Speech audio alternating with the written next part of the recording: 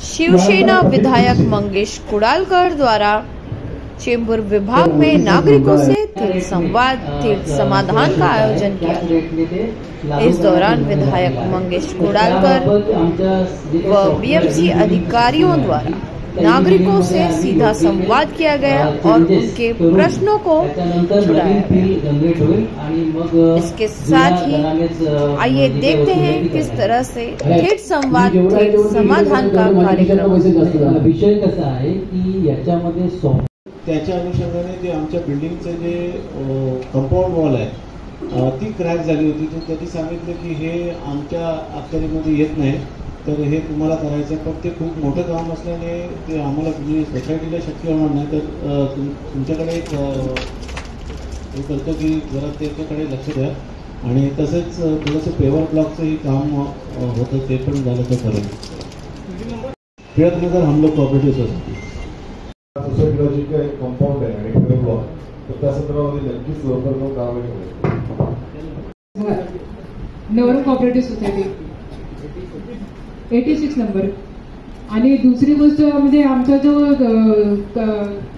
कचरा संदर्भातला प्रश्न आहे साहेबांसाठी की गाडी येते आमच्याकडे बाजूला 106 नंबर मध्ये गाडी कचरा घेऊन जाते, पण ओला कचरा डेली जात नाही सर, आणि त्यासाठी वारंवार मला कंप्लेंट करावं लागतं की एमवॉर्ड मध्ये की गाडी येत नाही म्हणून।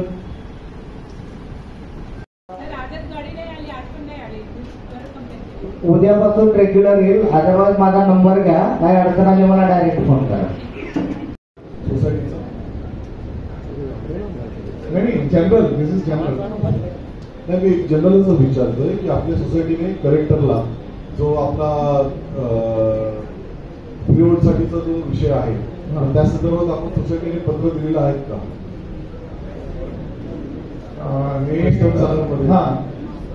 कस्टम सागरमध्ये दिलं आहे, आणि मी याच्याच विचारतो कारण त्यांनी आता परत 3 महिन्याची मुदत आपल्याला वाढवून दिलेली आहे, 7 मार्च होती की 28 जून पर्यंत आलेली आहे, तर त्याच्यावर त्यांनी थोडासा वेगळा उल्लेख केलेला आहे की ज्यांनी प्रस्ताव सादर केलेला आहे अशा लोकांनाच पुढे मान्यता देण्यात येणार आहे। पण या संदर्भामध्ये माननीय मुख्यमंत्र्यांना पत्र लिहिलेलं आहे आणि लवकरात लवकर मला वाटतं या आचारसंहितेच्या आधीच ही बैठक लागेल आणि त्यामध्ये महसूल मंत्री संबंधित सर्व अधिकारी या त्या ठिकाणी येणार आहेत। माझी एक विनंती आपल्या सोसायटीला की आपण त्या संदर्भातला प्रस्ताव निदान एक पत्र तरी कलेक्टर जिल्हाधिकारी कार्यालयाकडे जाऊन देत आणि आपण फ्रीहोल्डसाठी इच्छुक आहोत हे तिकडे आपण दर्शवणं फार गरजेचं आहे। तर आपण फक्त म्हणतोय की आम्हाला फ्रीहोल्ड करायची आहे, पण आपला प्रस्तावच त्या ठिकाणी नसल्यामुळे मग आपण त्या ठिकाणी पुढची कारवाई आपली होऊ शकत नाही। त्याच्यावर आपण तातडीने सर्व सोसायट्यांनी आता असोसिएशनचे सर्व अधिकारी गोवाळे साहेब आहेत इथे, मग सर्वांनाच विनंती करतो की आपण सर्व सोसायट्यांना सांगा की ताबडतोबीने आपण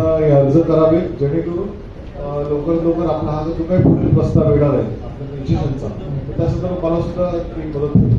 धन्यवाद। जागा वापरण्याची होईल म्हणून ती जागा त्या काम झाल्यानंतर आपण त्यांना देऊ शकत नाही अशी कुठली प्रोव्हिजन नाही। जसं पेपरवाले आणि दूधवाले 2 गोष्टींना संरक्षण आहे, रस्त्यावरती सकाळी दूध आणून घरोघरी विक्री करणे, परंतु त्याच्यानंतर ती जागा कुठल्या फ्रूट वेंडरला भाजीवाल्याला द्यायला त्याची प्रोव्हिजन नाही। त्याच्यामुळे त्याच्यासाठी काही डेझिग्नेटेड स्पॉट्स असतील तर त्यांनी बसावं, but the space can be use only for the milk vendors in the morning 2 hours and newspaper. This can not possible. Road parking आहे त्या संबंधी जरा मला बोलायचंय। ज्याप्रमाणे ठाण्याला पश्चिमेला आरे क्रीडा मंडळ आहे, मोठं ग्राउंड आहे, तिथे टीएमसीने अंडरग्राऊंड कार पार्किंग सुरू केलं आहे, त्या प्रकारे इथे जर का कुठली योजना जर इन फ्युचरमध्ये राबवण्यात आली तर मला वाटतं ते सिनियर सिटीजन आणि इतर लोकांसाठी फार बरोबर अशी माझी विनंती आहे। धन्यवाद। आणि बैठका सुद्धा घेतलेल्या आहेत आणि तसं पत्रही आपण महापालिका आयुक्तांना दिलेलं आहे आणि वाटतं आपल्या वॉर्डच्या कार्यालयातून सुद्धा हे पत्र पुढे केलेलं आहे। निश्चितपणाने थोडंसं मोठं धोरण आहे आणि फंड सुद्धा मोठा लागणार, पण हे नक्कीच कारण आपण बघतोच आहोत की सर्वच रस्ते आज हाऊसफुल झालेले आहेत आणि चालतानाही खूप त्रास होतो, वाहनांना सुद्धा त्रास होतो आणि विशेष करून रहिवाशांना त्रास होतो आणि त्याच्यामुळे निश्चितपणाने आपण हा विषय लवकरात लवकर सुटावा यासाठी माननीय मुख्यमंत्र्यांना सुद्धा मी निवेदन दिलेलं आहे की लवकरात लवकर टिळकनगरमध्ये विशेष करून जे आपण आता नवीनच लोकल टिळक क्रीडांगण जे आपण नूतनीकरण केलेलं आहे तर त्याच्यामध्ये कशा पद्धतीने आपल्याला हे पार्किंगची व्यवस्था करता येईल या दृष्टिकोनातून म्हणजे कुठल्याही मैदानाला कुठली बांधला नव्हता, मैदान तसंच ठेवून अंडरग्राऊंड मध्ये म्हणा किंवा अजून काही सगळं टेक्निकल बाबी विचारात घेऊन पुढे आपल्याला कसं काम करता येईल निश्चितपणे आपण त्यानंतर बघू. आणि त्यासाठी आपण मधीलच काही ज्येष्ठ किंवा जे मंडळी त्याच्यामध्ये असतील त्यांना सुद्धा एक समिती म्हणून त्यांना सुद्धा याच्यामध्ये इन्व्हॉल्व्ह करून घेऊ. धन्यवाद. या देवळात येणं, इथून त्या देवळात यायला 23 रुपये पडतात, पण रिक्षावाले आम्हाला म्हाताऱ्या माणसांना इतके फसवतात की फसवून 23 रुपये 25 रुपये किती 2 रुपये तर देत नाहीच, पण रिक्षात बसल्यावर वाटेत तसं बोलायला लागतात. बरोबर, ही एवढ्यातली गोष्ट आहे. आती एक खंडाळा, माणूस रस्त्याने कोणी नाही, मी काय करणार एकटी. तिथे तिथे रिक्षा उभ्या राहतात, तिथे तिथे एखादा पोलीस उभं राहायला पाहिजे. आम्ही इथून तेवढ्यात फक्त मी देवळाला जातो, जाणार कुठे आता त्या वयात. दुसरी गोष्ट माझी वैयक्तिक आहे. मी BMCत नोकरी होते. मी 1900 डिसेंबर महिन्यात रिटायर झाले, म्हणजे आता मला जवळजवळ 22 वर्ष झाली, पण मला जुनीच पेन्शन आहे. आता कदाचित पेपरमध्ये काहीतरी आलं आहे की 2005 नंतर लागल्यानं असं, पण मला जुनीच पेन्शन आहे. कारण आमच्यासारख्या लोकांना आता लहान मुलांना जसं पाळणाघरात ठेवतात तसं आम्हालाही ठेवावं लागणार आहे, आणि आमच्यासाठी घरात दुसरा माणूस ठेवावा लागणार आहे. तर तो आणि 10,000 15,000 असे कोणीही ऐकत नाही, आणि घरात माणूस ठेवला, आम्हाला झोप लागली तर तो घर धुवून यायचा. तर याच्यावर काहीतरी उल्हासरम म्हणा, काहीतरी सोय करावी टिळकनगरमध्ये. कारण सकाळी टिळकनगरमध्ये सगळ्या बायका आया सगळ्या नोकरीला जातात. दुसरी गोष्ट हे जर विरंगुळा केंद्र नसेल तर जसं आपण लहान मुलांना ठेवतो आणि घरी आणतो तसं जरी केलं तरी आम्हाला खूप आधार मिळेल. म्हणजे आजी प्रश्न कळला तुमचा, साहेबांपर्यंत बोलता. नवीन पेन्शन योजनेसंदर्भात कारवाई केलेली आहे आणि त्या संदर्भात सुद्धा तो प्रस्ताव संमत झालेला आहे.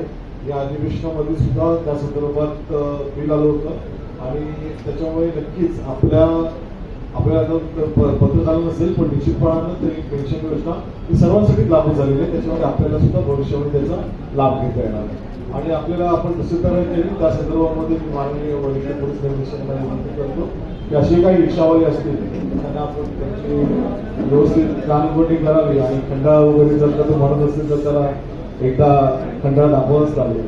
तर अशा रिक्षावाल्यांना सुद्धा त्यांची मजुरी चालून देऊ नका. आणि त्याचबरोबर इतर जे काही विषय असतील निश्चितपणाने त्या विषयासंदर्भात आपण प्रामुख्याने विचार करू. धन्यवाद. आता 2 वर्ष झाले हे डेव्हलपमेंट होऊ हा किती काळपर्यंत चालणार. आता आतापर्यंत आम्ही भरतच आहे आणि तो वाढीव दर एवढा असतो की 2-3 कोटीने तो वाढीव दर असतो. आणि एखादा त्यांचा पण मनुष्य असं त्याला पाठवून देतात आणि बस हे माझ्या मागल्या या गोष्टी अशा कंटिन्यू चालू असतात. या ठिकाणी थेट समाधान या कार्यक्रमातून आज टिळकनगरमध्ये हा कार्यक्रम होता आणि या टिळकनगरमध्ये टिळकनगरचे सर्व रहिवासी प्रश्न सादर आणि त्याचबरोबर एपी लाईव्हच्या माध्यमातून सुद्धा आयोजन चालू होतं आणि विविध प्रश्न या ठिकाणी विचारले गेले. या ठिकाणी म्हाडा महापालिका त्याच पद्धतीने तहसीलदार कलेक्टरचे लोक हे संबंधित सर्वच लोक या ठिकाणी उपस्थित होते आणि त्यांच्या प्रश्नाला थेट उत्तर या ठिकाणी अधिकारी वर्ग देत होते आणि समाधान करण्याचा आपण निश्चितपणाने प्रयत्न करत होतो. जे मोठे विषय होते त्या संदर्भामध्ये मुख्यमंत्री एकनाथ शिंदे साहेबांनी निवेदन आपण त्या ठिकाणी दिलेले आहेत. त्याचा पाठपुरावा आपण करत आहोत.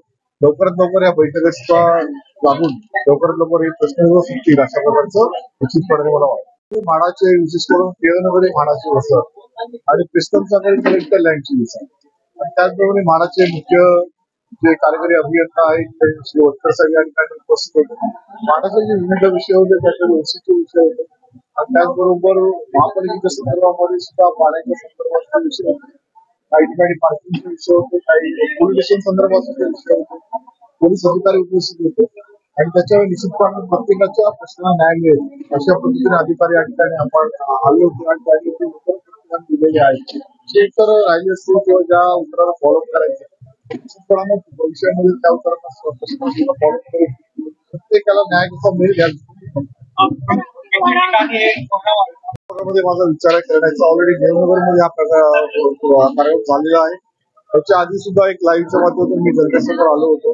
हा दुसरा कार्यक्रम आहे.